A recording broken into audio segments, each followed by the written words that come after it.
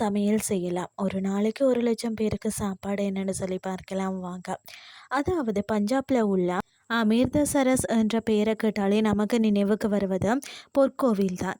இந்த கோவில் பழமையும் புதுமையும் இணைந்து காணப்படுகிறது. பார்ப்பவர்கள் கண்ண கவரும் விதத்தில் அமைந்துள்ளது. சீக்கியர்களின் புனித கோவிலாக உள்ளது.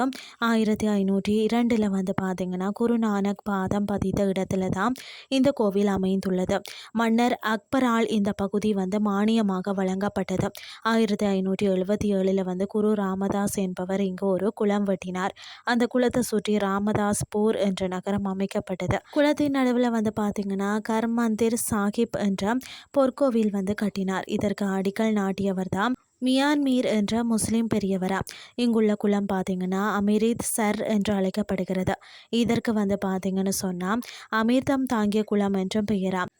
கோபிந்த் என்பவர் இதன் முதல்ல வந்து மடாதிபதி ஆனார். இவர் கோவிலுக்கு எதிரே அகல் தகத் என்ற கட்டிடத்தை கட்டினார். 18ஆம் நூற்றாண்டில் வந்து ஆப்கானிஸ்தான்கள் இந்த இடத்தை தாக்கினார்களாம். 1764 மீண்டும் வந்து புதுப்பிக்கப்பட்டது. 1802 வந்து பார்த்தீங்கன்னா ராஜா ரஞ்சித் சிங் என்பவர் இந்த கோவிலை வந்து தங்கத்தால் கட்டி அலங்கரித்து அதற்கு வந்து பொற்கோவில் என பெயரிட்டாராம். இந்த கட்டிடங்கள் இந்த இஸ்லாமிய முறையை வந்து பின்பற்றி பழமை மாறாமல் கட்டப்பட்டுள்ளது. அது ஒரு சிறப்பான அம்சமாகவும் கருதப்படுகிறது. இங்குள்ள படிகளில் வந்து இறங்கி கீழே சென்றால் கோவிலை அடையலாம். இந்த கோவிலில் 4 வாசல்கள் வந்து இருக்கிறது. தண்ணீரின் நடுவில் வந்து கோவிலில் சுற்றி வரும் பாதை முழுவதும் பளிங்கு கற்களால் ஆனது. இரவில் வந்து மின்னொளியில் வந்து ஜொலிக்கும்படி அமைந்துள்ளது சிறப்பு. கரையில் இருந்து அதாவது தரைப்பாலம் கோவிலுக்கு செல்கிறது. தங்கத்தால் ஆன அதாவது குவி மாடங்கள் அனைவரையும் வந்து கவரும் விதத்தில் அமைந்துள்ளதுன்னே சொல்லலாம். சின்ன குருவி மாடங்கள் 4 மூலைகளிலையும் அமைக்கப்பட்டுள்ளன. தாஜ்மஹாலை நினைவுபடுத்தும் வகையில் அனைத்து இடங்கள்லையும் பல வகையான பளிங்கு கற்களால் வந்து இழைக்கப்பட்டுள்ளன. கோவில் முதல் தளத்தில் வந்து சீஸ் மகால் என்ற கண்ணாடி மாளிகை உள்ளது. சுவர்களில் விலை உயர்ந்த கற்கள் பதிக்கப்பட்டுள்ளன. இந்த கோவிலில் வந்து சமையலறை முக்கிய அம்சமாக பார்க்கப்படுகிறது. இங்கே யார் வேண்டுமானாலும் சமையலுக்கு உதவலாமாம். இரவு பகல் பாராமல் எந்த நேரமும் ரொட்டி தாள் இனிப்பு வகைகள் செய்து பரிமாற்றப்படுகின்றன. குரு அமிர்தாஸ் என்பவர் வந்து பார்த்தீங்கன்னா லங்காரில் அனைவரும் உணவு உண்ண வேண்டும் என்ற நிபந்தனை வந்து விதித்தனர். இதன்படி சமையல் கூட்டம் செயல்பட்டு வருகிறது. கோவிலில் எதிரே பார்த்தீங்கன்னா கடவுளின் அரியணை உள்ளது.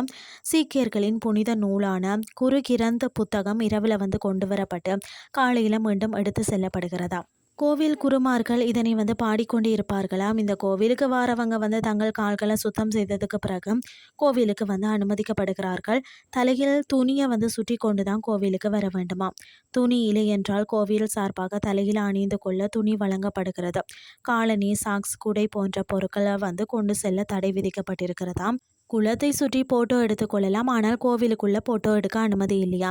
குருநானக் ஜெயந்தியின் போது கோவில் முழுவதும் அலங்கரிக்கப்பட்ட அதாவது மின் ஒளியில வந்து ஜொலிக்கும்.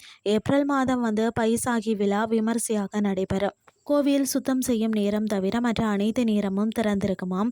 தினமும் 1,00,000க்கும் மேற்பட்ட மக்கள் இங்கு வந்து வழிபாடு செய்கிறார்களாம். எந்த நேரம் சென்றாலும் இங்கு பக்தர்களுக்கு வந்து ரொட்டி தாள் இனிப்பு வழங்கப்படுகின்றன. காலை 5 மணி முதல் இரவு 10 மணி வரை திறந்து வைத்திருக்கிறார்கள்.